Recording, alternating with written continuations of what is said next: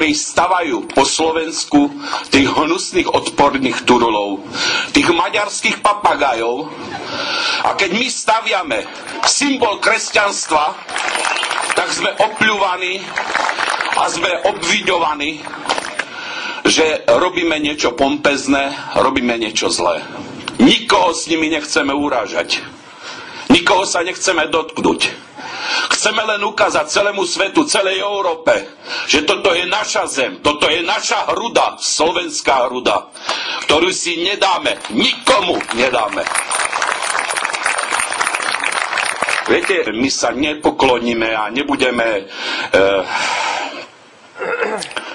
nepodvolíme sa tomu obrovskému tlaku, ktorý tu na nás vyťahujú naši susedia z Budapešti, kde tá strapatá pani, ktorá je skutočne strapatá, sa tu vyhráža, dáva otázky predsedovi vlády Slovenskej republiky, ktorému nesiaha ani po opätky jeho topánok.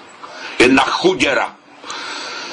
Toto si nikto nesmie dovoliť k tomuto národu, k slovenskému národu. My sme tu od vekov. A tí Mongoli prišli ďaleko, ďaleko za nami. My sme tu od 5. storočia. A budeme tu ešte ďalších 1000 rokov. Buďme jednotní. Nedajme sa zmagoriť médiami, ktoré sú postavené proti nám, ktorí sú platení z Budapešti a z rôznych centrál, z Ameriky, zo západnej Európy. Len jedno je dôležité.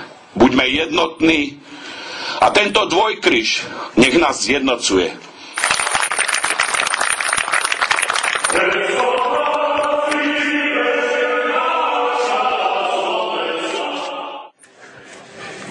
Myslím, že všetci viete, že som pilot, takže ešte som nejak na takomto úžasnom francúzskom vrtuľníku nelietal, tak som uvítal, že som sa mohol previesť. Znamená, že ste prileteli vy? Nie. Ja nemám pilotný preukaz na vrtuľník, ale pevne verím, že za pol roka ho budem mať. Poviem zase pravdu.